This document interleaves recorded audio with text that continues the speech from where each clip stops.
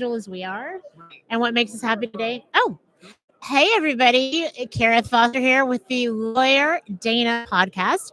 We are coming to you live from CPAC 2025, just outside of Washington, D.C. We are at the Gaylord in Maryland. And I am sitting next to somebody who I don't think I ever imagined I would be talking to. Someone who was at the Capitol on January 6th, not just there, but actually got arrested. Got put in jail, and is here to share his story. So please, y'all, let's welcome Greg Purdy to our show. Hey everybody, thank So- you so much for having me. How did a nice, clean-cut boy like you end up at the Capitol on January 6th and then getting arrested and put in prison? So crazy. I never even expected it. I go there with my family one day. My brother, my uncle, my father. We're having a great time. We're out there having our voices heard. We're having cheeseburgers. It's all festive. It's a day of love, like Trump always says.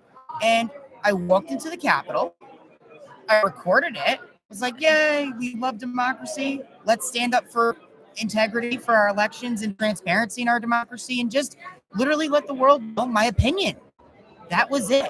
I told police officers that I love them. We come in peace and we are not here to hurt you. And it's on film too. And all of a sudden, a week later, the FBI's at my doorstep. And they're like, where's Greg Purdy? They went to friends' houses. They went to families' houses. They started looking for me. At that point, I hired an attorney. They went back and forth and they investigated me for a year. A year later, they arrest me for literally just walking into the Capitol. So you didn't deface anything. You didn't do anything terrible. You didn't destroy property. You were there it was a family trip, which is a kind of wild family trip, Right? To go to storm the Capitol. Yeah. But I understand, why people did it. I do. It's not something I probably would have done, but I get why people were there to express yourselves. You did come in peace. You were trying to be peaceful. You were, it was a peaceful protest, if you will, right? And then you thought, oh, well, okay, I did it. Everything's fine. And then you find out you're under investigation. Did you have anything in your record that they could, get you for unpaid parking tickets? Here's the thing. We felt so righteous in the fact that we were loving, peaceful, that I posted it on social media because I didn't do anything wrong. Why would I post on social media all these videos if I was doing anything wrong? Like you said, I didn't hurt anybody. I didn't destroy property. I literally told them I love them. Right. And I posted in social media and it got, went viral. And FBI and Biden's regime didn't really like that. They didn't really like that it got a lot of views. And they didn't really like a lot of the positivity we were getting on it. So they wanted to shut me down. Wow. And they arrested me a year later. You don't need a year to investigate. Do you mind if I ask how old you are? I'm 27 now. Okay, so you were 23 when that happened. Yeah. How long were you in prison or jail? I went to jail. Okay. Yeah. For how long? About 7 months. Okay. Wow. And when you were sent there, what were the charges? They charged me with trespassing. Okay. They charged me with assault on a police officer when I kicked, punched, or hit a police officer. And you have proof of this? I have video proof of this. Okay. I actually did an interview on Newsmax about it. I got pushed into an officer because I was at the front of the crowd. Right. And the crowd was being jolted around because the police were indiscriminately shooting projectiles into the crowd, throwing stingers. And when that explodes next to you, the crowd moves you. Right. And my shoulder brushed into the cop because I got pushed, and it's all on video. Wow. It sounds crazy, I know, but this is literally what happened. And I got thrown in jail for it. My uncle got thrown in jail, and my brother got thrown in jail. Okay. So let me ask you this. What did you learn from this? What did this make you think about the world we live in? How has this shaped you? I used to trust our government.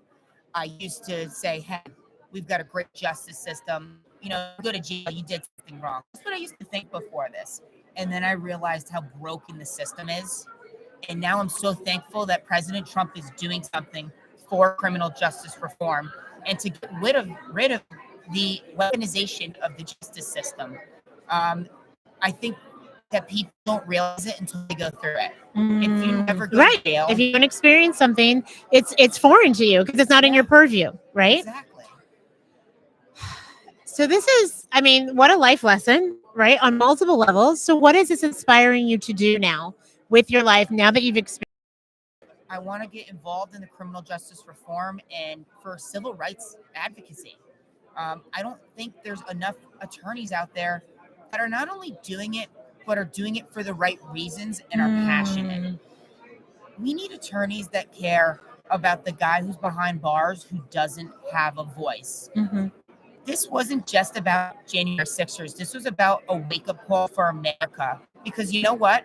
25% of people have a felony on their record in America. I don't believe that 25% of Americans are felons. I think the system's broken to create that many. And it sucks because when you become a felon in America, you can't vote anymore. Yeah. You can't have a firearm. You're considered an underclass of citizenry. Yeah, It's I was like going to say modern day- you're a sub-citizen. Yeah, it's Wow. modern day sub-citizenry. Yeah, Wow. It's crazy. So we need lawyers that actually care about that and are gonna fight for these people behind bars. Right. Excellent. Excellent. So again, like I trust. I didn't even expect to be here at CPAC. So these conversations I'm having are really powerful, and I appreciate you so much for sharing your story, for coming on. And are you applying to law school? Like, is that what's happening now? Are you getting studying for the LSAT? You know what? I've thought about it.